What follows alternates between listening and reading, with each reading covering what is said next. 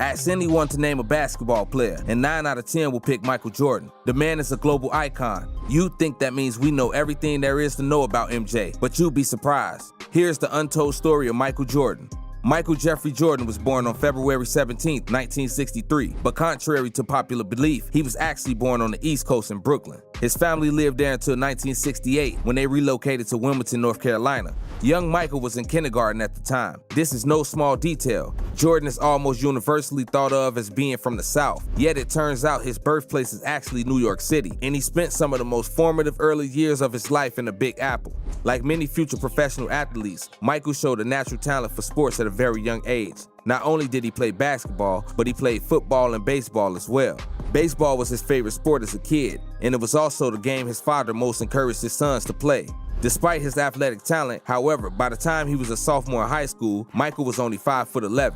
While this is certainly surprising to us now, back then, it was anything but. His father, his older brothers, and virtually every person in his extended family was below 6 feet tall. Everyone just assumed that Michael would grow up to be a similar size to the rest of his relatives, and nobody thought he would one day become an NBA player back then. Most basketball fans are familiar with the story of Michael getting cut from the varsity basketball team, then working hard, making the team the following year, and becoming the school's star player. What is often less talked about is the bizarre fact that Michael also somehow managed to grow 4 inches over the summer. As a teenager, Michael exploded to 6'3" and was suddenly much taller than anybody else in his family. As a scrawny kid, Michael had been quick, agile, and able to jump very high. Having suddenly transformed into an NBA-sized adult body, that same nimble kid now found himself inhabiting one of the greatest basketball bodies the world has ever seen. From that point on, Michael was a dominant force on pretty much any basketball court he could find. While his notorious work ethic and dedication definitely has something to do with it, the truth is that Jordan owes a lot of his success to this sudden and improbable physical transformation. How did Michael grow over half a foot taller than he was supposed to genetically?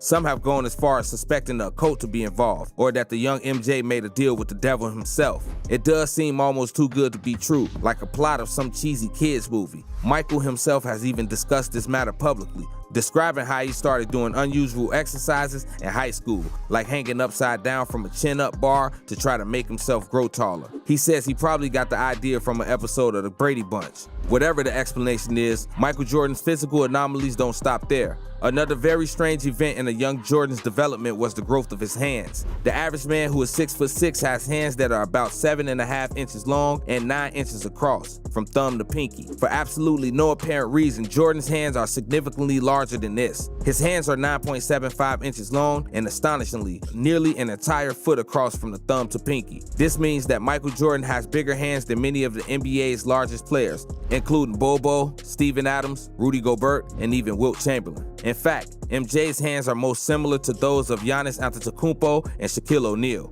Even stranger still is the fact that on top of his dramatically oversized hands, Jordan has also relatively small feet. He wears a size 13 shoe, which is below average for a man of his height. This combination of large hands and small feet is extremely uncommon, and it also just so happens to be the perfect combo for basketball. MJ could palm a basketball like an ordinary person could palm a tennis ball. Yet he could also move extremely quickly on his feet and change direction like a 6'3" guard. In any sport played at the elite level, small physical differences usually produce very dramatic results. One could argue there is no better example of this than Michael Jordan. Upon entering the NBA in 1984, Jordan was simply unrivaled in his physical aptitude for basketball, and this became obvious to the world almost instantly.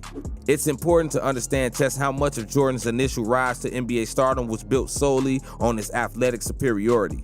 Watching highlights from early in his NBA career is very informative. Jordan was simply unstoppable on offense. He was playing a version of basketball that was 10 to 15 years ahead of his time, and the NBA of the 1980s was totally helpless to defend itself. Jordan would often run at the hoop, leap into the air, and simply improvise. He was so much faster and able to leap so much higher than everyone else that this strategy was actually really effective. It's a similar approach in some ways to current NBA star Russell Westbrook, who also has been known to simply dive for the rim and hope for the best. A player of Jordan's explosive athleticism was simply unheard of, and it completely disrupted the entire league. Chuck Daly, the head coach of the infamous Bad Boy Pistons, said at the time, "The guy literally is embarrassing the league. He's that good." Daly wasn't merely kidding around either. Jordan's prowess was often genuinely humiliating for many of the league's veteran players. so was his exploding stardom and popularity. Jordan was receiving so much media attention that the other star players became jealous, and they even colluded during the All-Star game to avoid passing Jordan the ball. These immature antics did little to slow him down though. Jordan consistently led the league in scoring, managed to win Defensive Player of the Year, and managed to win League MVP in 1988. Normally, the story we're all told is about how Jordan had to then overcome the Detroit Pistons, launching the Bulls dynasty in the early 90s.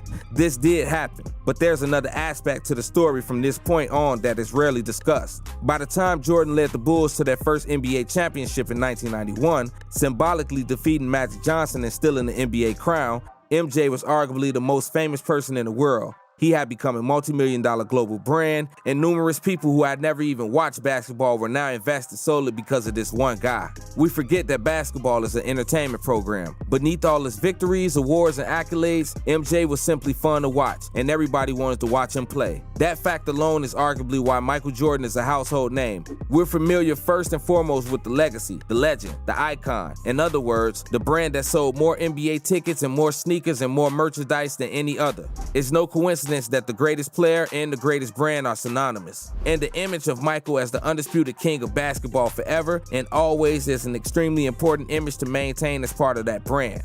Jordan is often talked about with almost religious reverence, as if he were a god amongst men. But of course, in reality, Michael Jordan is a real, mortal person with flaws, shortcomings, and complexities like anyone else. One of the things most often excluded from his popular image is that his competitive nature bled into other areas of his life. Jordan's insatiable hunger to be the best turned out beautifully for his basketball career, but not so beautifully when it came to the casino. MJ's relationship with gambling will always be strewed in a haze of mystery and rumor, but one thing we know for sure is that he gambled more than the average person, and admitted it in an interview with Ed Bradley that sometimes gambling recklessly. There are also reports that Jordan gambled while playing golf, and in general, he simply couldn't tolerate losing at anything, even silly games throwing quarters across the floor in the back room of the United Center. Jordan was consumed by a need to win. Another part of Jordan's life that usually gets overlooked is his mindset. Once again, we tend to look solely in the context of basketball, where his legendary focus and intensity produce incredible results. Yet even within basketball itself, this intensity came at a high cost. Michael Jordan shares this cost with, among players, the late Steve Jobs, who could be considered as the Michael Jordan of entrepreneurs. Both seem to view their teammates and subordinates as pawns to extract value from in order to benefit the enterprise, rather than as human beings with flaws to forgive and emotions to respect. Perhaps unfortunately, the approach does seem to work. The Jordan-era Bulls are probably the greatest team in NBA history, and chances are decent you're watching this video on an Apple device. However, the toll this takes on personal relationships is often very serious, and Michael Jordan sacrificed many friendships and otherwise potentially lifelong allegiances, as well as bruised many egos and possibly even traumatized certain players in his relentless quest for championships. Lastly, we look up to Michael Jordan with both envy and admiration. We imagine what it would be like to be the world's best, to be showered in money and fame, to be like Mike. Yet we forget how difficult such a life must truly be, to be scrutinized and to have so much pressure on you. Few people could handle it as well as Jordan has, and even then, we can be virtually certain it has posed tremendous challenges on both him and his family that we don't see publicly. Final thoughts. With any public figure of Michael Jordan's stature, the real truth becomes hard to dig down to. Much of what we know and love about the man and his legacy is based in reality, but there are several things we tend to overlook or get wrong altogether, and many more we just simply don't know. Thanks for watching the video, and please leave a like, and be sure to subscribe and hit the bell icon. Share your thoughts on MJ with us in the comments too. We look forward to seeing you next time. Stay tuned for more NBA content like this on Up Next Sports.